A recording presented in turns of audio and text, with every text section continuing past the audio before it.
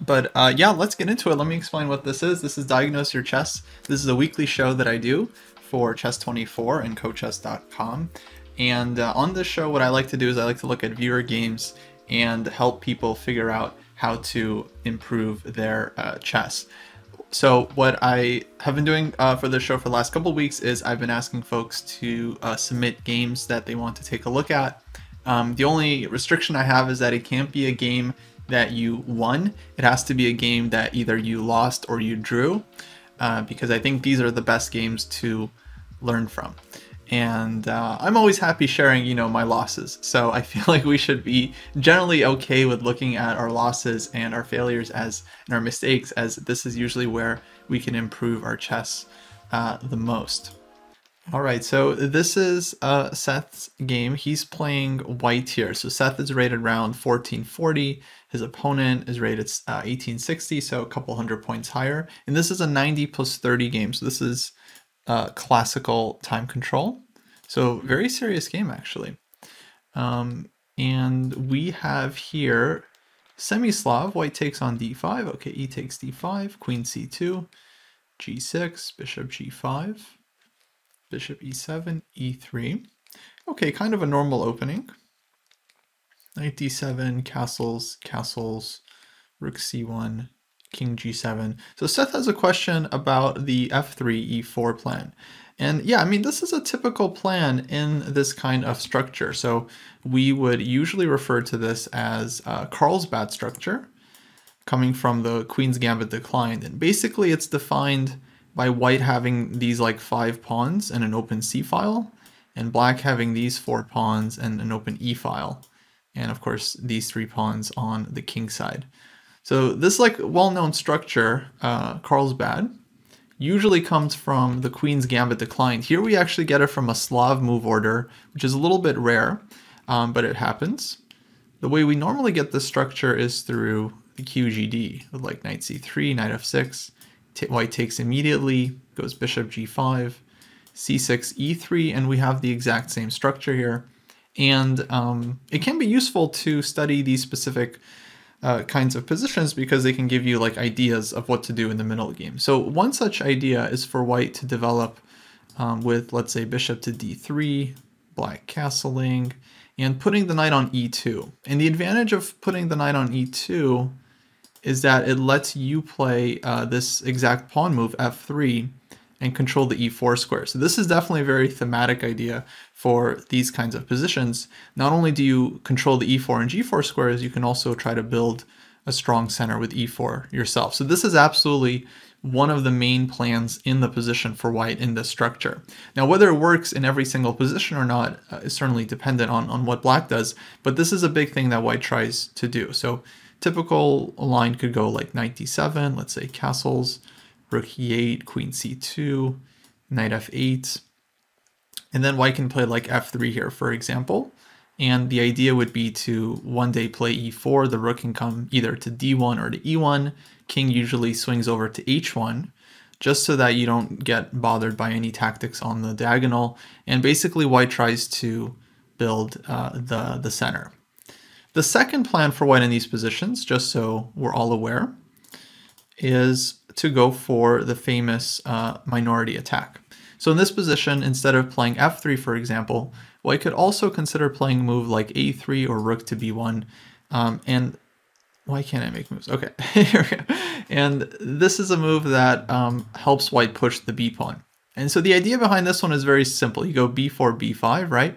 You take on c6, take on c6, and then you try to target that newly isolated pawn on the c file. And white is really easy position to do so. Rook fc1, knight a4, and the c6 pawn is going to be very, very simple to target. So this is kind of the second plan of the position. It's not as aggressive as the f3, e4 stuff, but it certainly can be very effective because you're just trying to create a weakness in your opponent's position and then put pressure on it. So pretty simple. Okay, so let's jump to the game. Now in the game we have a semi-Slav. And here the difference is that when we get this structure, white has already committed the knight to f3. And this isn't necessarily like the worst thing in the world, but it is an important drawback because I would say that the knight is kind of better placed on e2 in this structure because, again, it opens up the chance for white to play f3 later. Okay, so both players continue normally. I like this move for black, g6. Oh, it looks like the player who is playing black is in the chat as well, so that's cool. I can talk to both of you guys. Yeah, I like g6 here for black because it allows you to develop the problem light squared bishop. So g6 isn't always a good move in these positions, but here it is a good move because of bishop f5. And black gets to develop the bishop. And yeah, exactly. This bishop still can go to e7. The point of g6 is not to fianchetto, so this bishop is actually still much better placed on one of these two squares. So e3, bishop f5, bishop d3. And now, now basically I would say position is equal. Okay, so this was a key moment where white plays knight to d2 here, a5, f3. Let's see what happened in the game. Rook e8, e4, takes, knight e5. Yeah, that looks like a problem. that looks like a problem. So this might be a case where our e4 push came too soon. Because it's very hard to, it seems it's hard to hold on to this pawn on d4. Black's queen is hitting this one, or queen is of course under attack. And if queen e3, I think we're getting hit by one of these knights with like knight g4.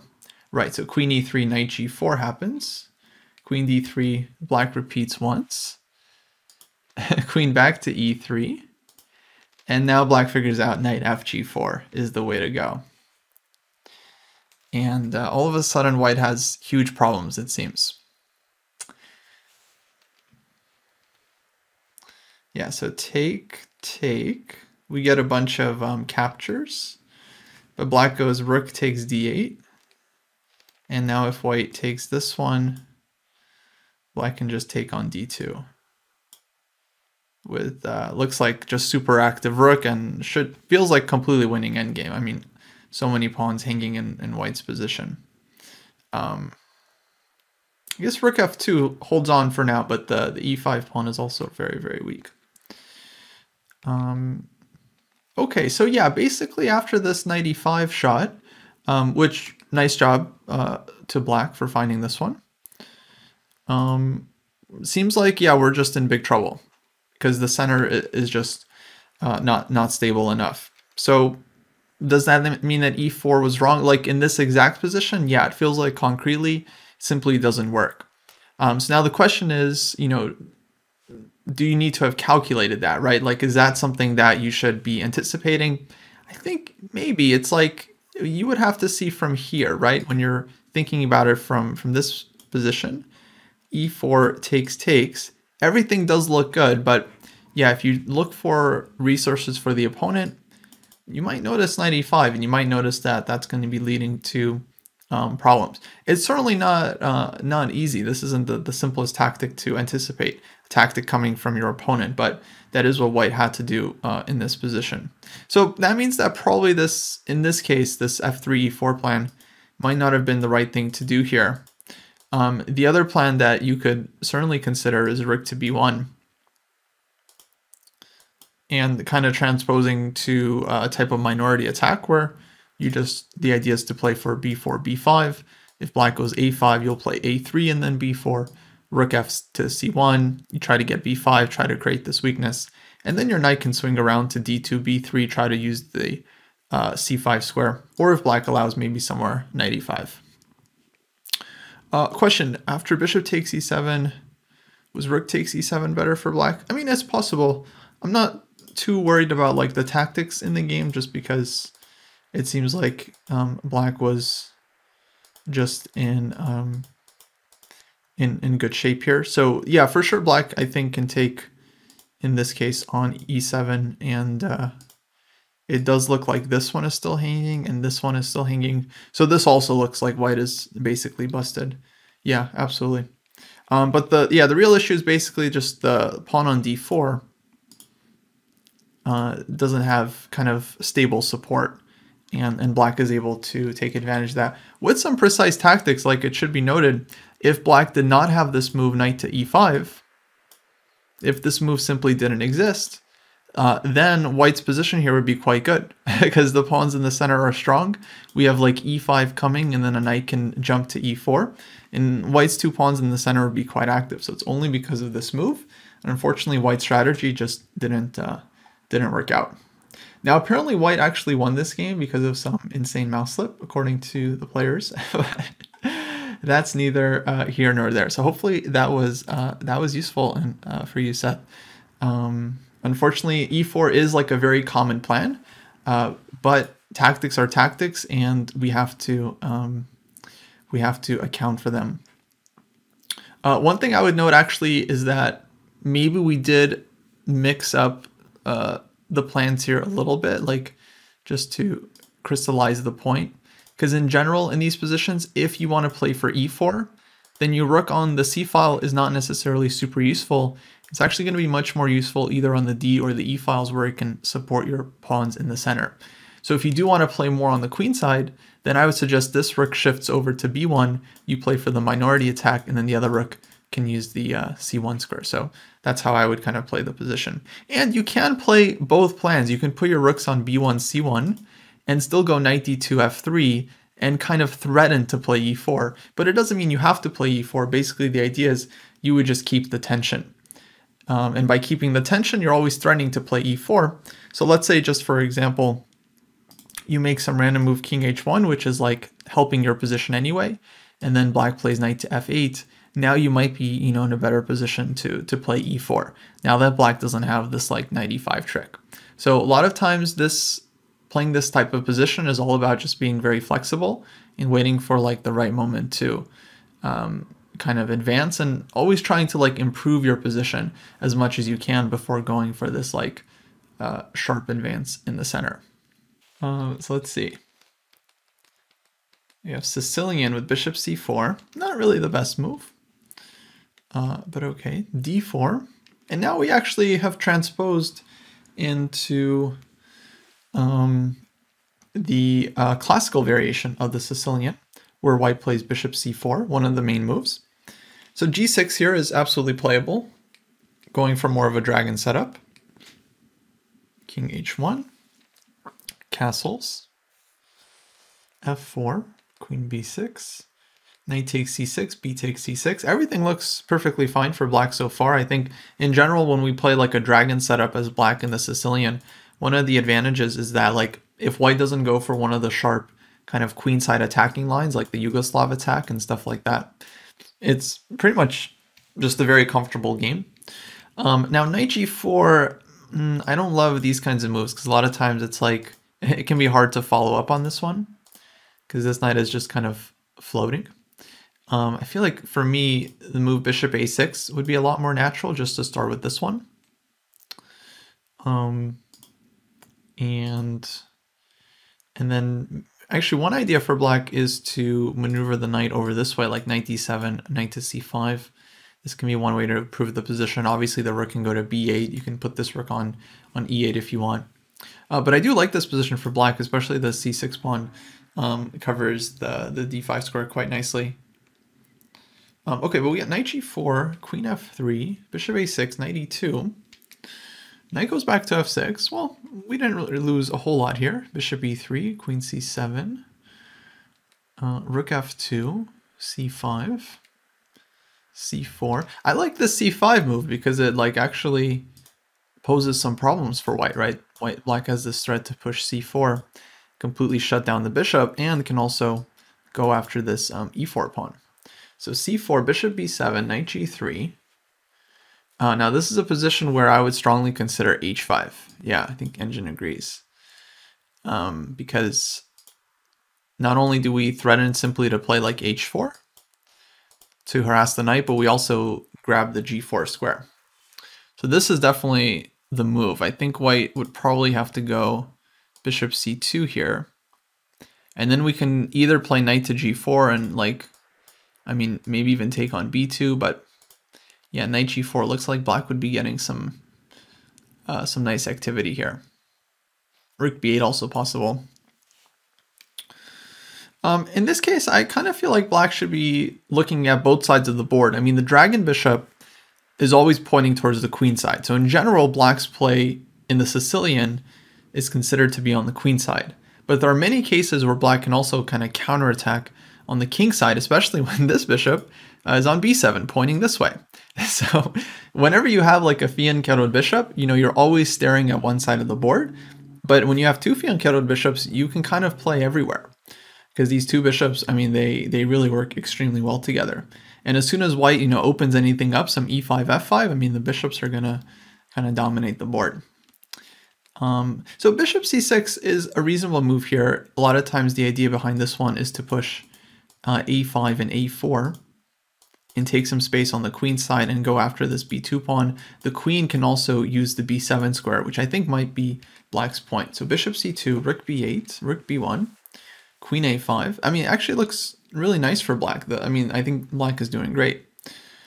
Bishop b3, queen a6, f5. Okay, so finally white decides we need some counterplay. Rook takes b3, not expecting that one. Takes, queen b7, takes. It's a very interesting exchange sack. I'm not sure like if it was necessary, but black's light squared bishop has now become an absolute monster on this board. And like all the light squares in white's position are weak. 9 on g3 is still weak. So it looks like black has more than full compensation for the exchange. Now bishop e5, king g7. Okay, rook is going to the h file. g3 takes, rook d2. It looks like black is completely winning, but I don't think black won this game. So this might be some kind of tragedy in the making.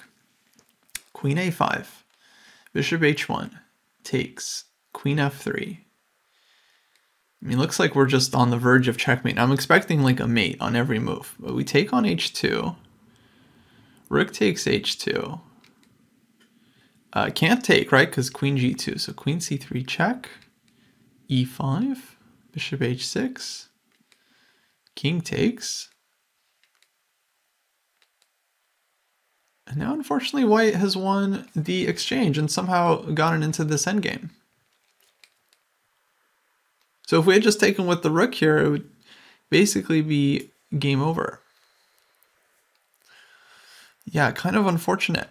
I think black was very, very close to the win here. I mean, this would have just been it. One move, basically. So I'm wondering if maybe time trouble was a factor here. That would obviously affect the play for both players. But looks like white just managed to find a win in this endgame. B pawn starts running, and white's king is actually in very good position to deal with black's incoming pawn. So b7, g3, and yeah, this is a loss for black. Pawns can't do anything against the blockade. Very unfortunate, guys. I mean, it happens a lot. I like that this game was submitted because it's something that's really, really common. Very, very common when you have like a great position and you just can't finish it off. No, the final endgame at the end there is losing because the pawns are simply stuck and white's king and rook are too strong. So nothing black can do. White's king and rook just slowly pick off one and then the other. So the endgame was lost for a few moves. It wasn't lost the whole time, but I can imagine being black here and being totally demoralized that all of a sudden you have to play this position. At this point, it's like, I mean, still very, very complicated. Maybe the best, yeah, like earlier, like black could have definitely gotten some more play like this. Yeah. So I think we kind of messed this one up a little bit because we go here, we kind of trade off the wrong pawns. Because now our two pawns are very, very slow. So this was probably the last moment to push e4 and at least try to get like the 3 pawns going. Here, I think white is still better because the rook is gonna outplay the bishop here. But it's very, very complicated. So we kind of misplayed this one, but to me, this isn't really the key point of the game. I think once we get into this endgame, it's like, okay, we could have played the endgame better, but the the disaster has already happened, so to speak. Because this position, I mean, was so good. Like, I mean, the middle game was fine, and then we got here, which I think black played quite well. And white goes g3, takes. I mean, it looks like it just looks completely over, and unfortunately just couldn't finish. Now, I don't like this bishop h1 move. I mean, I'm sure it's winning. It just feels like when we do this thing with bishop h1, queen on, it's like we're just banking all of our hopes on this like one mate on g2.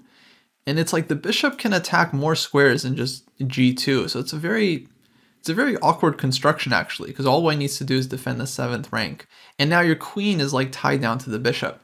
So for me, this is where like, I mean, rook a7, queen f3, black is completely winning. It was winning the whole time, but I don't know, it's an odd move. I feel like the thing we should be doing is just trying to get the queen in, right? Like queen d7, queen g4, and should be game over. So this is a position where you're just trying to bring your all your pieces in. Everything just has to come in. Everything has to be as close to the king as possible. And you basically just play a game, like how do I get my pieces in as close as possible? That's kind of what black was doing because they play bishop h1, queen f3. So the queen does get in, but bishop on h1, it's like, I don't know, it's kind of funky. Still completely winning for black, completely winning. Because like takes on h2, I mean, this all completely works. And it's just this one blunder at this point with bishop h6. I'd be curious to know the time situation here. If this is a case where you're down to seconds and you're just playing on instinct, then okay, stuff happens.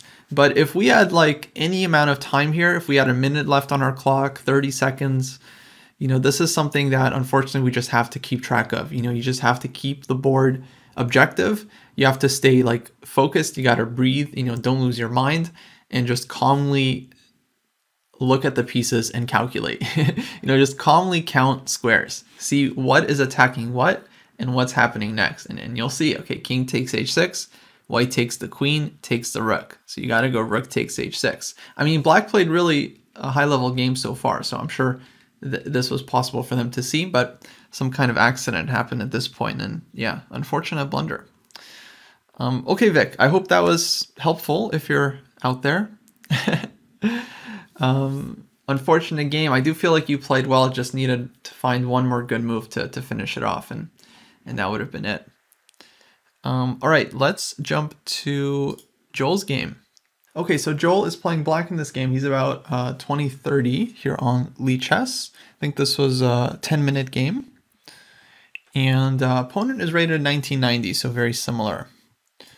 And Joel writes, in this game, I don't know why I lost. If I had much better control over the center, I would have assumed that if I outplay my opponent for center control, the win should be granted to me. Why did the chess gods not reward my superior devotion to the center? Let's take a look. Well, first thing is, we are playing black, so it is hard to fight for an advantage out of the opening with the black pieces. A lot of times, best we can do is equalize, and we gotta just keep that in mind. This is the same Joel of YouTube fame, indeed. He plays instructive games. Okay, so castles h3, kind of a slow move for white. We go h6, this is better, hitting the bishop. Bishop h4, knight d7, c5, takes, knight takes c7, takes, e5, a6. Yeah, so far everything looks okay. f5. d1. We got e4. Now we have space. We don't necessarily have the center, I would say, because, I mean, at best, all we had was e5 versus e3, but it's actually white's pieces that are a little bit more active here anyway. Trying to think, look through the game here. Yeah, for the most part, we're still trying to equalize here as black. I don't really see anything that gives us the advantage. Now we take some space here, but we're still behind in development, right? So bishop e6, a3. And then with e4, this is always a committal move, right? Because it gives up the d4 square. And the light squares are potentially very weak. So b4, exactly the problem. Now knight on c5 is lost, and light squares become a big issue. Okay, so let's go back. So that's kind of what happened. I mean, at first glance, it looks like we overextended with the pawns, especially on the light squares. In fact, even at this point, maybe white goes b4, right? And the bishop on b3 is pretty annoying for black.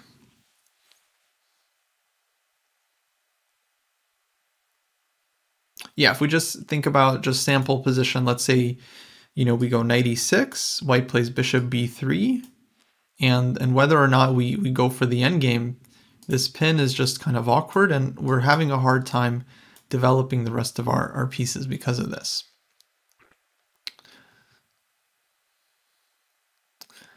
Yeah.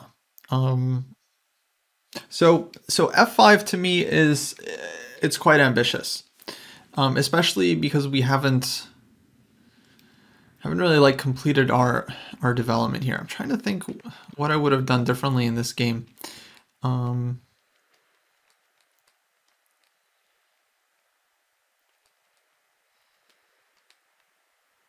think this is all fine.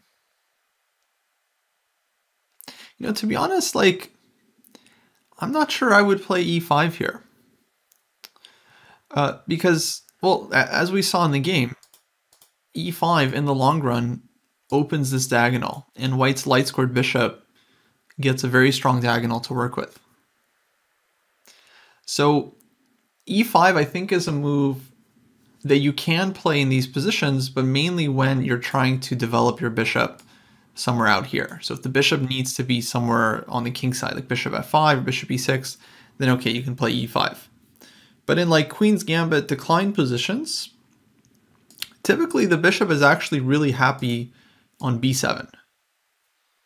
So like my first instinct here is a6, bishop goes somewhere, and then trying to play b5 and bishop b7. And then white's bishop can just like sit on b3. Now, I don't know, we have to watch out for like these kinds of tactics. So let's be precise. Let's play knight c5 first, and then white will do something else, and then we'll go bishop b7 next. And I think if you get this set up, then I think you're very comfortable. And I remember seeing a lot of games from like guys like Capablanca and Alekhine where they would just get the bishop to b7. They would get this knight to c5, knight f6, bishop e7. They would control this e4 square, and that's kind of how everything would be using this setup. In fact, if we go back to the opening a little bit, your move c5 here, I mean, I think it's perfectly fine objectively. But I've always been a fan of these simple setups with b6 and bishop b7. So, okay, white makes a move. Let's say we play bishop b7 here, castles. Let's say we take here, bishop takes, and c5, something like this. I've always thought this is actually extremely harmonious for black. I mean, it feels kind of simple and boring, but it's like all your pieces kind of coordinate with each other. Rook comes to c8. Your knight is ready to use the c5 square. From there, your other knight will hit e4. The bishop is kind of like helping. The rook is helping on the c file. This bishop either gets traded off or goes to like f6 one day. Basically, every piece finds a square. Queen can come to e7, rook f d8. And I don't know, it's kind of like a very nice coordinated setup. Not that you can't play c5 here, but that's kind of what we're playing for. So already it feels like to me, e5, although objectively might not be that bad, it does weaken a lot of light squares, and it actually doesn't help our light squared bishop that much, because we still would probably rather put it on b7, all things considered. Like, this diagonal is still kind of the best for this bishop. So all we're really doing with e5 is kind of improving white's light square bishop for the future. So then let's go to the endgame, because next big decision was e4. And Joel says this aims to get the d3 square for the knight, but it seems like we're just not in time. Knight d4, because we're not able to play bishop c4 in this position. I mean, we could play it, but the f5 pawn will hang. Maybe this was still critical to do something like this. I don't know if your opponent's going to sack the exchange here or go rook e1, but maybe this was the only way to kind of play the position and try to get some counterplay by putting something on d3. Because with e4, yeah, we give up this d4 square, and then on knight d3, white, of course, can always just take. So it's hard to see this happening. And then what happens is we end up getting busted on the light squares. So very interesting game. I mean, at like for face value, it doesn't look like black really did anything wrong in this game. Just like developing everything and getting it. Like this position doesn't feel like black should necessarily be worse, but black is actually under some pressure here. Like the e5 pawn now needs to be defended, and when it advances to e4, it gives up this d4 square. Now this isn't always a bad move. There are many positions. Let me really stress this. There are many positions where advancing e4 in a similar fashion is absolutely a strong idea, because the d3 square can maybe be more useful than the d4 square. But this doesn't feel like one of those positions, mainly because white can always just trade off on d3, and there doesn't seem to be a big threat of this one. Whereas the d4 square is like immediately useful for white, hitting the bishop, hitting the f5 pawn, and being very annoying. Especially the slight square bishop, I would say, is actually an important piece for us. Even though it feels like a bad bishop, because it's like hitting all of our pawns, it's also defending all of our pawns at the same time, and defending this critical diagonal to the king. So if we give up the bishop, white's bishop becomes much stronger, of course. So yeah, just a few overextended moves, and just like that, this position is already very, very difficult for black. It seems like black is pretty much losing material by force at this point. Kind of just bad luck, to be honest. Like, it doesn't seem like this should just be immediately lost, but like the exchanges basically can't be saved, it seems like. Okay, maybe here king e7 was better, but anyway, this is not going to be a fun endgame to try to hold. Okay, Joel, hope that was helpful here. I think the main thing to remember in these positions is that your bishop just wants to go to b7. And so you don't really need e5 in a lot of cases. All you have to do is just get a6, b5, and bishop b7, and you're good to go. Okay, guys, so let's see if we have some more games here. Looks like I have one from an empty boxcar. Actually, I'm just going to start inputting some moves in. So I think we were black in this game, right? 5, knight f3, d6, d4, takes. Knight f6, knight c3, a6, bishop e2, e5, knight f3, bishop e7. All right, looks like it's going to be Najdorf. Very cool. I'm not a huge Najdorf expert, but maybe I can help shed some light on some stuff. Bishop c4, b5, bishop b3, bishop b7, q1, knight d7, bishop g5, rook c8. Okay, and Fred, did you have any particular questions about this game, or wondering about any position in particular? Queen e2. Wait, bishop g5. Oh, sorry. No, rook c8. Queen e2 was played. Oh, and rook takes c3. Nice. So we pop it. If the question is about the exchange sack, it's good. In general, these exchange sacks are good if you're able to weaken the structure and get one pawn, especially this e4 pawn. If you can get this e4 pawn for the exchange sack, usually you get enough, because then white's other pawns are pretty weak as well, and your pieces are quite good. And this is when the king is castled kingside. When the king is castled queenside, I think basically as long as you double the pawns, you're good to go. You don't even need to win a pawn. So if the king is on the queenside, you can just take on c3 in any position. Famous game of Sicilian, Kasparov basically proves this. Really fascinating game if you guys haven't seen it yet. But when the king is castled kingside, we don't always get as much compensation, but if we can grab this important central e4 pawn, then definitely it's good for black. So white goes bishop d2.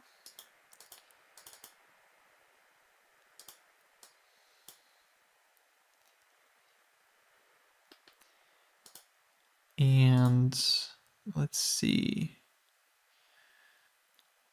Knight dc5, c4, takes, d5. Looks right to me. Bishop b3. We take on d2. Knight takes d2, bishop f6. So yeah, we're just playing this position not as if we like sacked something, but just like, yeah, just improving our position. It's like, because this is the secret to exchange sacrifices. It's not like you have to calculate it all the way out to the win. You're just making a declaration, right, that your pieces are just as good as your opponent's, if not better. Now, in this case, white happens to have a rook and black happens to have a dark squared bishop. But so what? One piece versus one piece. And which one of these pieces is like attacking more squares after e4? I would say the bishop is attacking more squares. So the bishop is kind of more useful in this position, you know, until the rook is able to open up and unleash itself. But black also has these very powerful pawns that black can use to dominate more squares. So this is what gives black just a ton of compensation in the position. Now it doesn't make it easy, it just means we have good compensation. Okay, so rook ad1, queen c7, c4. Good move for white, fighting for the light squares. d4, bishop c2, rook e8, knight b3. We take this one. Not sure if we should be taking this. We go e4. But okay, we couldn't play e4 without taking because the d4 pawn would be hanging. So fair enough. f3. Okay, now we can't go d3 because rook on e8 is hanging. White will just take. So queen c5, king h1, queen h5, f takes e4, queen e5. Oh, it looks like, yeah, it looks like we kind of bungle it here, start moving back and forth, and all of a sudden we've lost one of our important pawns, and all of a sudden white is like much better. So to me, it seems like, okay, we've gone past the critical moment. Although we still have some counterplay here with black, but yeah, already lost the thread. Right, so let's go back. Let's try to figure out what happened. I mean, it still feels quite good here because the pawns are so strong. Your dark squared bishop is good. f3, and we go here, king h1. Right, so we still can't go d3, we can't take on f3. Only thing you can really do, it seems like, is play e3. But it feels like there was a reason you didn't want to do this one. I imagine you just didn't like the idea of having to deal with your opponent's light square blockade. Yeah, like how to follow up, right? Yeah, so clearly you understood this was an option, you just didn't want to do it. But it feels like it's the only thing we can do because otherwise we're losing the e-pawn. So based on that alone, I mean, we'd much rather have the pawn on e3, taking squares, taking a lot of space. I mean, it's not like the pawn is doing nothing. These pawns are blockaded, but what they're doing is they're restricting your opponent's pieces and making it hard for white to challenge you. So there might be some good plans from here, and we could talk about what I would do. For instance, like, first plan that kind of pops into mind is to line up the queen and bishop on this diagonal, right? And ask white, how are you going to defend h2? Because the moment white plays g3, of course, your light squared bishop becomes a monster. That's kind of the power of the two bishops. They stand next to each other, they attack two diagonals, and sure, you can keep one bishop restricted, in this case the light squared bishop, but you can't restrict both bishops. One of the bishops is always going to be really, really annoying. So that would probably be the plan that kind of wins the game for black here, because I think your position is really good. If white isn't able to like break these pawns down and challenge them, then white's pieces are basically just sitting, behind their own lines, not able to do anything, while you're able to maneuver, however you want. You can push the h-pawn forward, you can maneuver the bishop around, maneuver the queen. Maybe you even have like a chance to bring your rook over to the h-file, bishop e5. And yeah, if white can't challenge you, then white is basically just waiting to get checkmated. I'm actually reminded of a famous game, Aronian Navara. If you guys want, I can quickly pull that up if that would be interesting for chat. Might need a second to open it up, but really, really fascinating game that I think was similar to this one. Oh, here we go. Okay, I already got it. You guys don't even have a chance to tell me that you're not interested. Let me input this game afterwards and we can take a look at it just because I think it would be interesting to see. What about bishop e4 after e3? So long story short, this is the thing to do. Even if you don't know exactly how you're going to break through, keeping the pawns on the board is still going to be extremely restrictive for the opponent. So if bishop e4, let's take a look. I mean, let's just say we take and we take the pawn. Can white do anything here? Because basically we're still in control, so I still very much like black's position here. I think you're just dominating the board. Now, how to break through is a important question. There's some ideas like rook h4, again bringing the queen over to the dark squares, like maybe queen e5, queen f4, bishop goes to e5, and then you try to line up on this diagonal. Of course, you always have to watch out for like g3 stuff. But the other thing is that, like, I mean, even in the endgame, your pawns are going to be very, very strong. Because in the endgame, what you do is, let's imagine the queens are off the board, white's rooks are blockading these pawns. You know, your rook has carte blanche to like just go and attack anything you want, and then your king can walk in literally to the e4 square and completely harass white's rooks. And then one day, of course, you can also start pushing your f and g, and so this is potentially 3 connected passers at this point. So the thing is like if white literally does nothing but just tries to blockade, that just gives you an open hand, right, to do literally anything you want in the position. You still have more pieces that can get involved. Like, so if you imagine some deep endgame, you can absolutely just bring your king to e4 and start pushing f5, f4, g5, g4. And one day you'll push f3 in and the pawns will promote. Because if white has no active counterplay, if they just are sitting, then basically you have all the time in the world to improve your position. So yeah, this I think would be, but here you don't even have to trade queens. I'm saying like worst case scenario, you get an endgame that you slowly win, but you still win it. Here, queens on the board, I think you have a lot easier time because you can also create threats against white's king.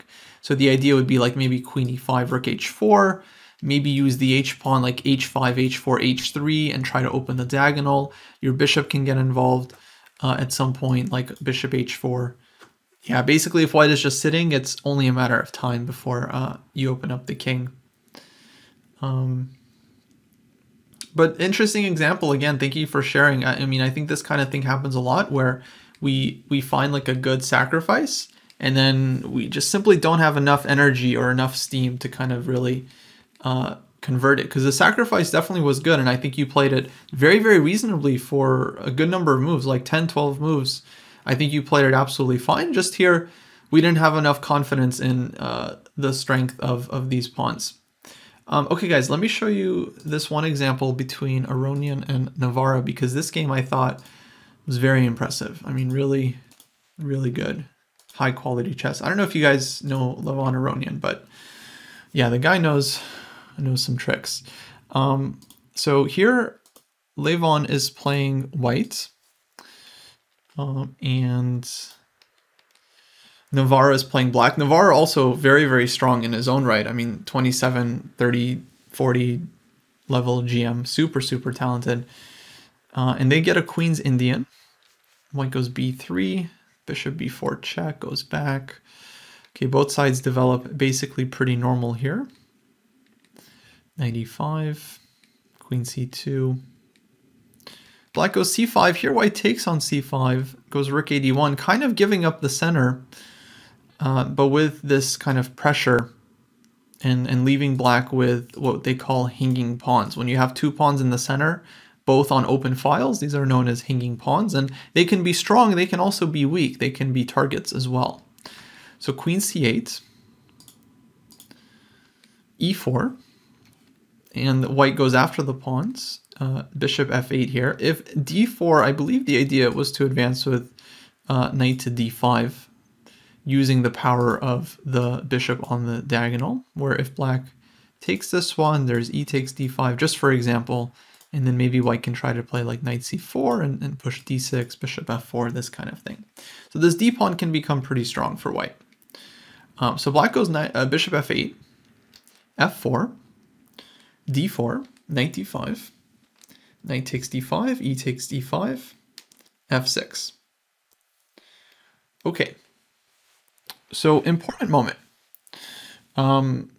If white goes knight c4, then I think the problem might be something like queen d7 and going after the d5 pawn, which might actually end up pretty weak.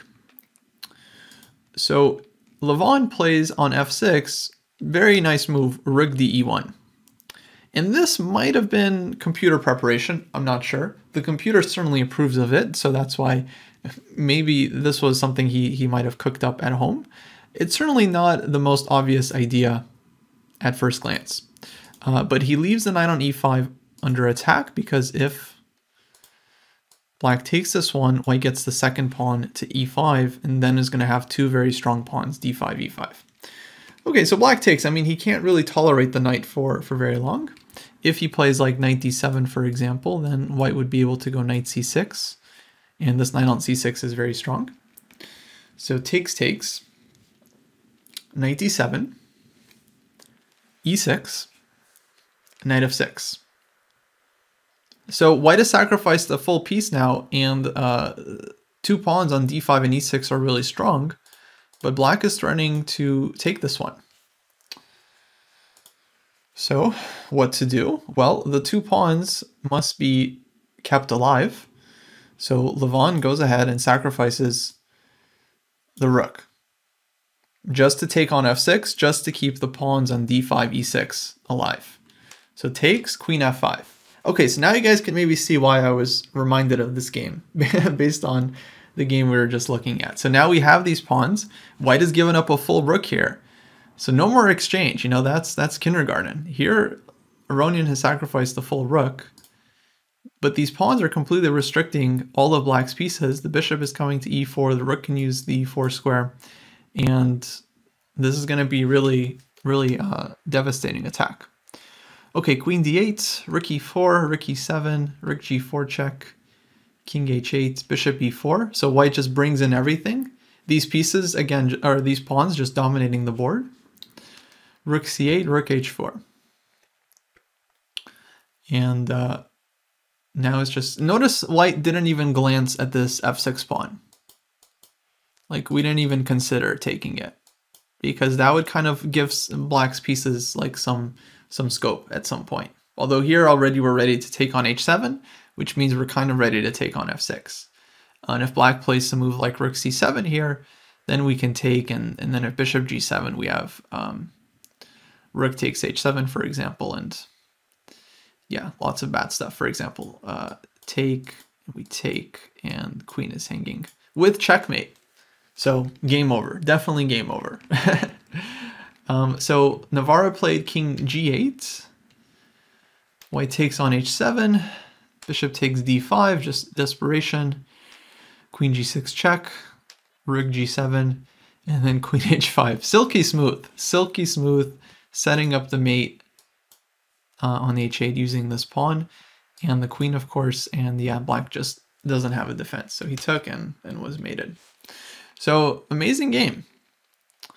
Really cool stuff from Aronian, just to like sack the full rook and then get these two pawns. So these two pawns, even though they're blockaded, their value is that they restrict the enemy pieces to such a degree that your pieces can then totally dominate.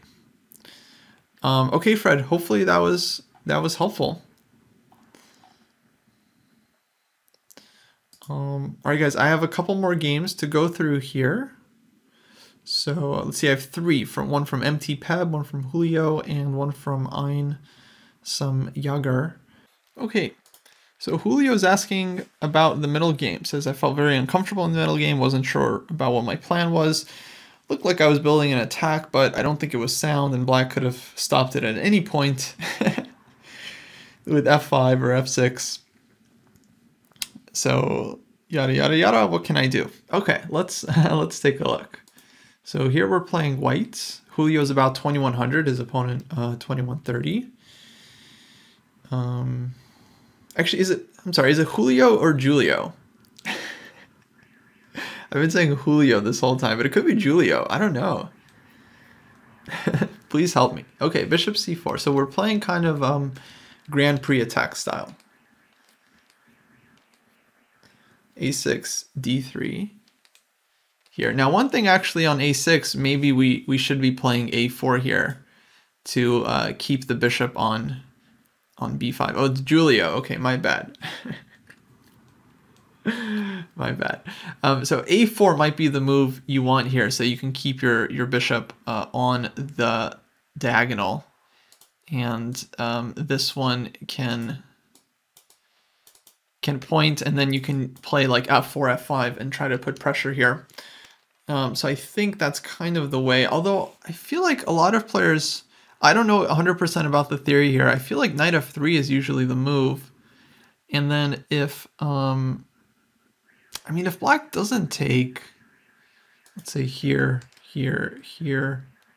Oh, right, you play bishop c4. Yeah, I think a lot of players, they go knight f3, and their idea is that if black takes on b5, then, okay, you gave up the bishop, but you do have a lead in development, so you can still play this one kind of like for the initiative. You can go d4 here. You can sometimes play d3 as well, but this is something worth checking out. I'm not a huge expert, again, on the theory, but that's just kind of what I've seen is a lot of players try knight f3. But okay, you like bishop c4, e6, knight e2, castles,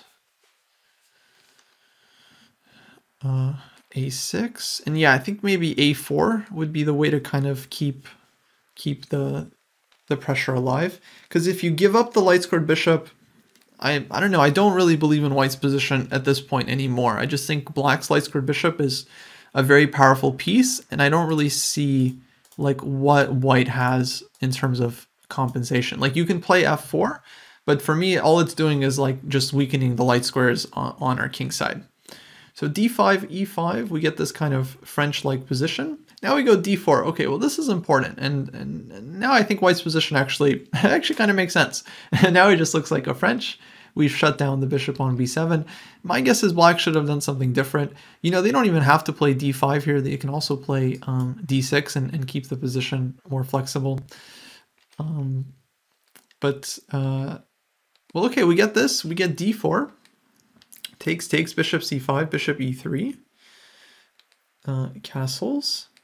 Queen g4. Now we basically have like a French type of position. So queen g4 makes sense playing on the king side. I like knight e2. I like knight e2 a lot, right? Just strengthening the knight on d4. Oops. Sorry, it always takes me forever to get the arrows. So rook e8, rook f3, b4, rook g3, g6. Rook h3, queen d8, f5. Uh-oh. Yeah, it looks like we gave up a lot of pawns here, and we're not necessarily winning. Yeah, black just completely neutralized the attack. This knight on f8, very, very strong. Yeah, I guess we misplayed something. Let's take a look.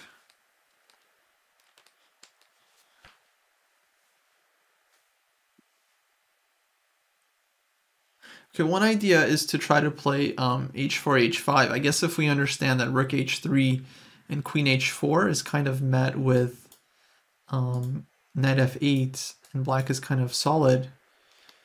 Yeah, next idea would be like to try to play h4, h5. The point here being to take on g6 and then double on the h file, because then you'll have queen h7, but also like queen h8. Maybe this was the way to attack in this kind of position. I mean, I'm not sure. I mean, like your engine can tell you much better exactly how to break through here. But yeah, that's the difficulty with these attacking positions, right? It's like if you choose the wrong plan, here like rook h3, it simply doesn't work. We try f5, takes, and then I'm guessing we didn't take on f5 because black can take on e3 and then takes on e5 next move, and it feels like white just doesn't have anything. So this f5 break, although this is very thematic, doesn't feel like it was the way to go in this position simply because it gives up the e5 pawn. Black could also consider knight takes e5 and probably get away with this one too. I don't really see why this should be so dangerous for black necessarily.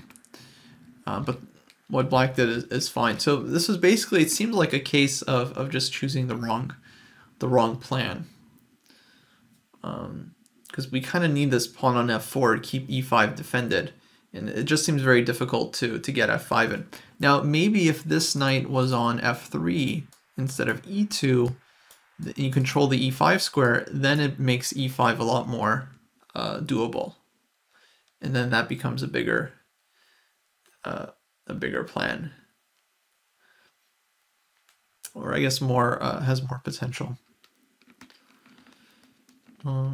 Yeah.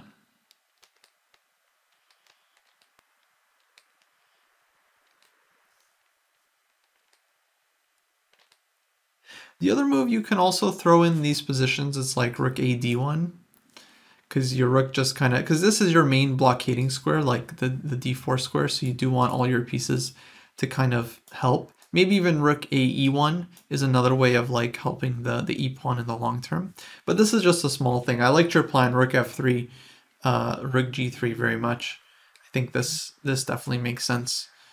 And then on g6, we simply, this is like a kind of like an economy of defense thing. Like if we use our rook and our queen to attack the h7 pawn, but black only needs a knight to defend it. And when we have this kind of thing, what that means is like, it's like our pieces are tied down to this task that the enemy only needs a knight for. And that means that black's queen and rooks are free to activate on the rest of the board.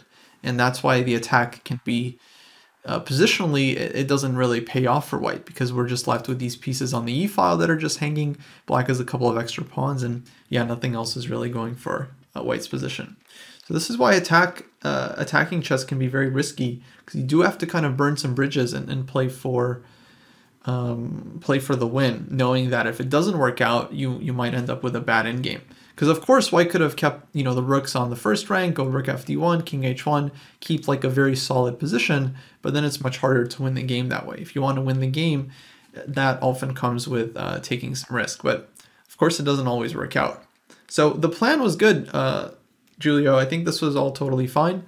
We just had to come up with a more effective way to break through. In this case, I think h4 looks like a nice plan, because this feels very annoying.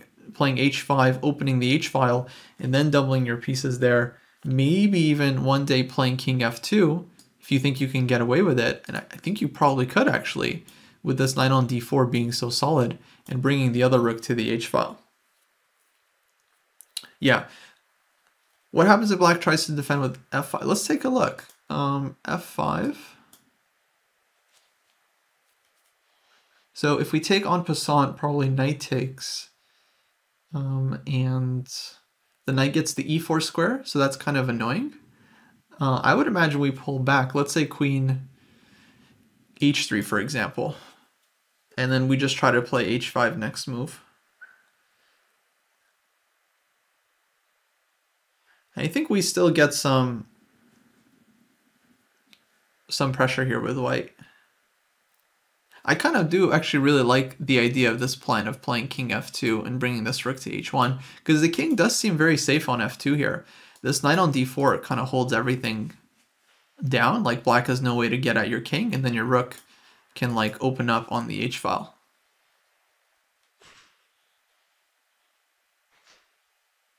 So this could be worth checking out.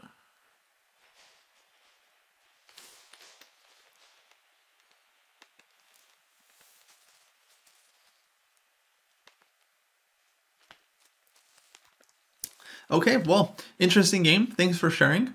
I think something for everyone that could be useful in general is to try to find model games in the openings that you play. See how strong players, handle these kinds of like thematic, typical attacking positions. In this case, it was kind of like a French type of structure. And yeah, trying to pick up some ideas from those that can always be super, super helpful. Okay, Julio, I hope that was useful for you. Okay, so we're playing white here. Both players rated around 900, 950 or so. Ooh, and we're playing kind of a Stonewall setup. Okay.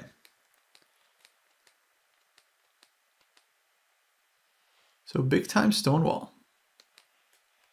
Yeah, Julia, the queen g4 idea and rook f3 I thought was totally fine because you're completely in control over the center d4 square. So I think you're doing absolutely great here. Okay, speaking of good, I mean, opening looks really nice for white. I think it's actually black who kind of messed up this opening, really neglecting the light squared bishop. This is definitely a typical mistake we see around this level, like playing bishop d6 and not really creating a square for this bishop. It could still go to b6 and bishop b7, but still this bishop on d6 I think would be much better placed on e7. And then black can play something like d5 and fight for their fair share of the center. The real thing is that black is blocking the d-pawn. Okay, so we go c3, knight d2, knight f3, knight h5, and g4. g4 not really necessary, honestly, because like the knight on h5 is basically doing nothing. Like it doesn't attack anything, this pawn is defended, and it doesn't threaten to go to g3 because this square is defended. So since this knight is not threatening to do anything to us, I would just say it's a bad knight, and I would strongly think about just ignoring it, and just like castling, for example. And then our next move in this position, I think, would be knight to e5, putting the knight in the center, which would be a really strong square, and maybe even opening up the queen against this knight on h5, which would be hanging. But g4, not a bad move. I mean, honestly, not bad. I just don't think super necessary. Knight f6. But once you play g4, I would say at this point, you should go ahead and play g5. because then this knight on h5, if black wants to go back, is still going to be a really, I think, bad piece on the side of the board. We can go knight e5 here, opening up the queen, attacking this knight. Maybe black plays g6, right, to defend it. And then with g6, black makes some weaknesses around the king that one day we can try to take advantage of with a move like knight to g4, for example. And then this knight is looking at the h6 square. This knight could be looking at the f6 square. Maybe white has an idea to bring this knight to e4 and then the second knight to f6. And could be really, really powerful attack for white. Okay, h3. We keep the space. b6. Knight c4. Bishop b7. Bishop d2. Rook e8. Queen a4. Okay.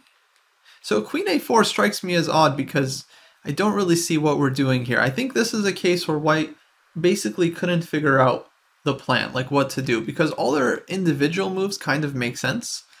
Like knight c4, bishop d2, even queen a4 on its own kind of makes sense. You're like bringing the queen out. But we can kind of see that like the queen is on the wrong side of the board. In this position, what white should be doing is attacking the king side. So white's pieces are pointed here, the pawns are already advanced, and white has a really nice grip over the center. So the queen should not be on the queen side. The queen should be looking to transfer over to the king side.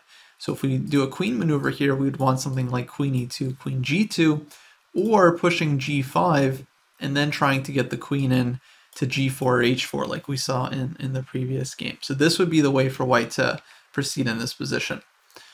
So queen a4, this is going in the wrong direction. Now we castle queenside. That goes knight a5.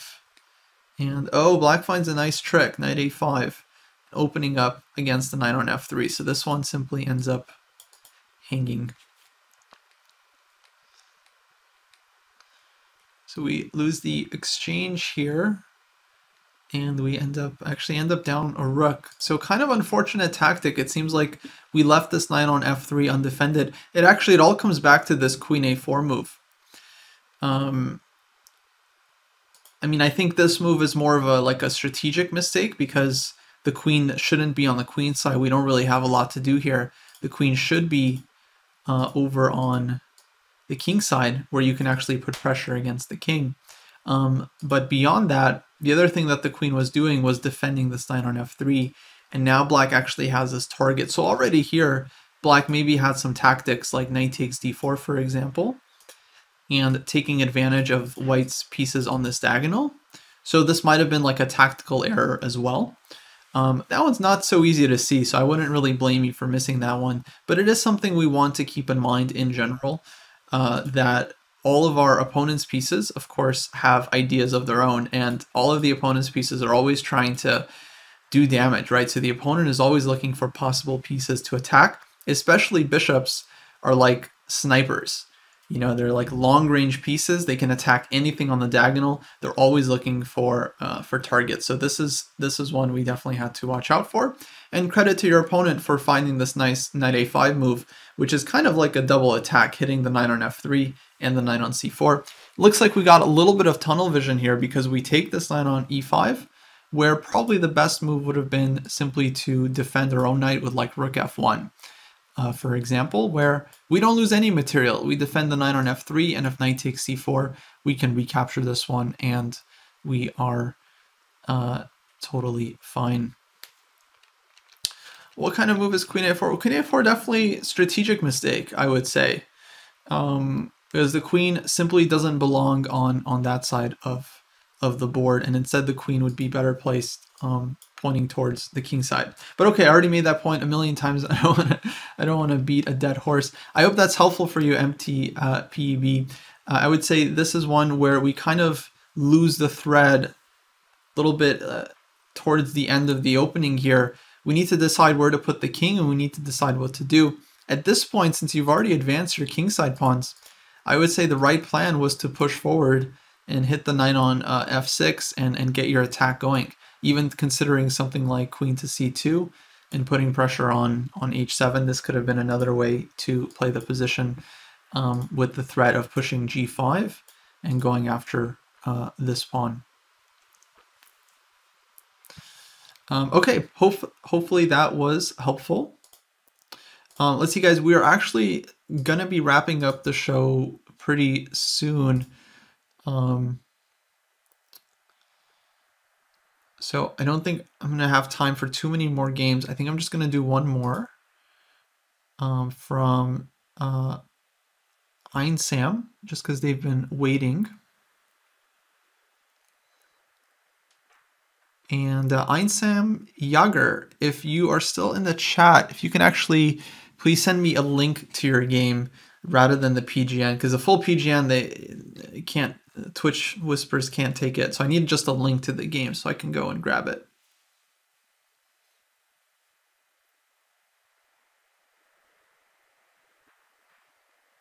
Sorry, yeah, but I do this show every week, so you can come back every Thursday, 3:30 p.m. Pacific time, and submit games. So if you didn't get a chance today, you will get a chance next week. Okay, thank you so much. And thank you guys for the compliments on the board. Yeah, I agree. I can't believe no one uses this one. This is available on Chess24. I think it's very aesthetic board. Very aesthetic. I'm surprised they haven't discovered this one yet. Okay, let's take a look at this game. And looks like I think we were playing white in this game, if I'm not mistaken. I'm just going to call you Sam. Sam is playing white, would like to know what they should be looking for in the middle game and how do I create opportunities for captures. The difference with a real game and puzzle solving is that I know a solution exists for puzzles, but how do I determine when the same opportunities arise in an actual game? Yeah, good question, Sam. This is actually one I talked about at length on the YouTube channel that I do videos for, ChessDojo. I'm just going to shamelessly plug it. If you go to youtube.com/ChessDojo, there's also the channel that I stream for normally, ChessDojo Live on Twitch, which you guys should go and follow.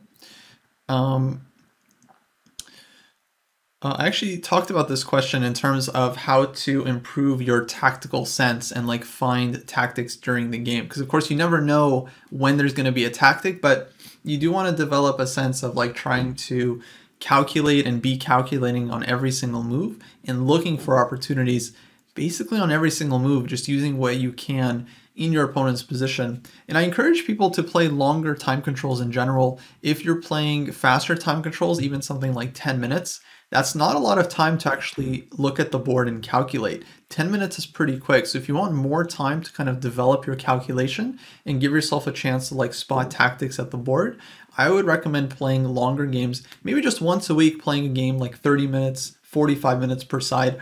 It's a bit of a time commitment, but this is what allows you to like develop your depth of thinking and especially your calculation. When in a rapid game, you have to recognize things very quickly. That's not easy to do if you haven't really worked on it for a lot.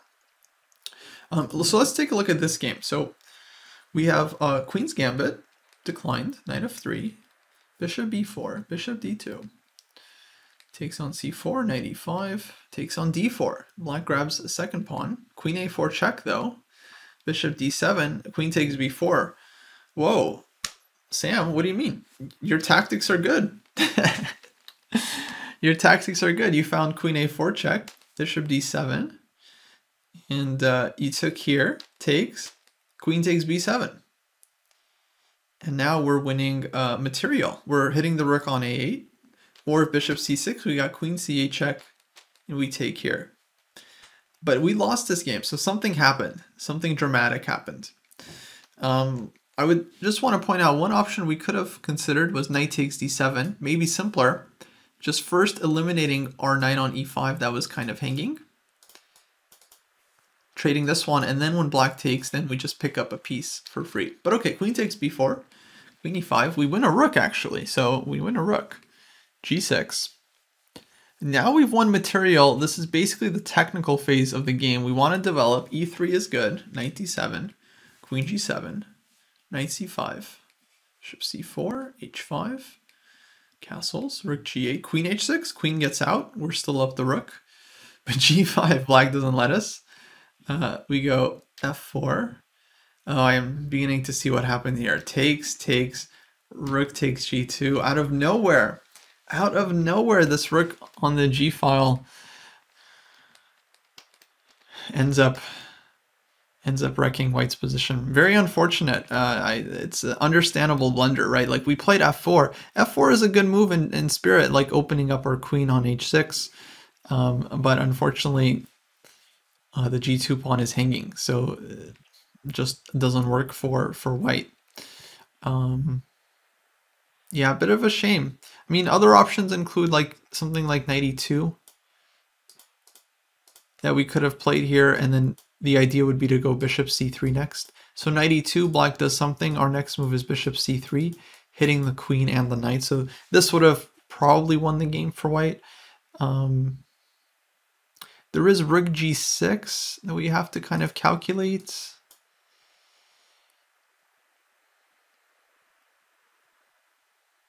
But yeah, rook g6, I think you can just go bishop c3. Sometimes this is a little bit tricky to calculate, but we are up the rook here, so we have quite a bit of leeway.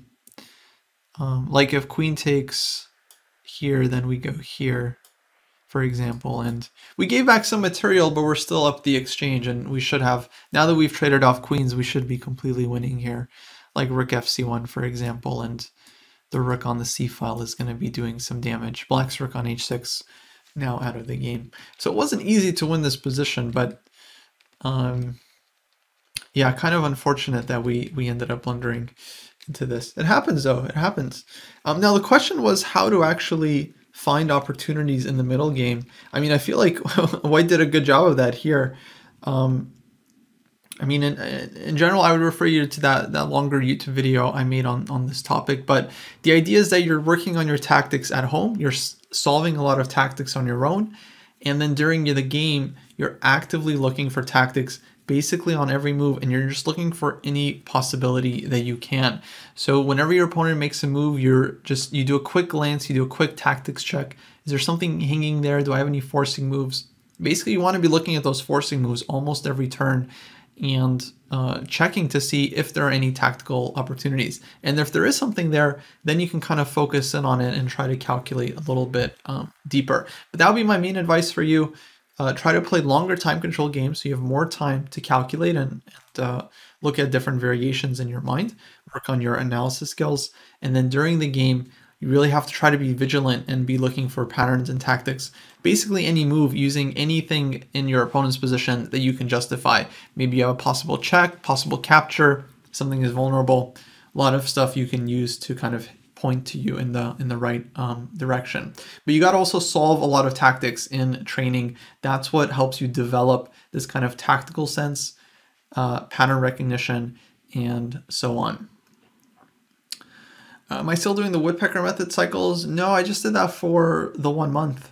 It's funny actually, like everyone always asks me about the woodpecker and they're like, oh, is it a good method? Is it worth it? And it's like, just try it. It's like 1 month. It's 1 month of your life, you know, just try it. See, it's not a big deal. I think people have spent more time arguing about the woodpecker method than it would take to like just do one. But yeah, it's basically 1 month of your life, you know, you dedicate to doing 2 hours of calculation a day. And yeah, by the end of it, you've done 2 hours of calculation a day for the full 30 days. You know, how could that be bad? All right, guys, I actually am going to be wrapping up the stream here. Once again, I do this show every Thursday, 3:30 p.m. Pacific time, where I look at viewer games and we just analyze some middle games, some positions, answer some questions, and try to find moments that are instructive for everybody. Okay, last question. What tactics would I recommend? Puzzle Rush, Puzzle Storm, or normal Tactics Trainer? I mean, I think they're all good depending on what you want, right? The Puzzle Rush, Puzzle Storm, that's really good for like quick tactics, and the normal tactics is good for kind of slightly more challenging problems as well. Though if you want the really hard stuff, then you got to look at chess books, of course. Okay, guys, I will be back next Thursday. If you missed previous episodes, you can find them up on my YouTube channel. Just searching Diagnose Your Chess, and I am Kostya Kavutskiy. And yeah, thanks everyone for tuning in. I will catch you guys next time. Have a good one.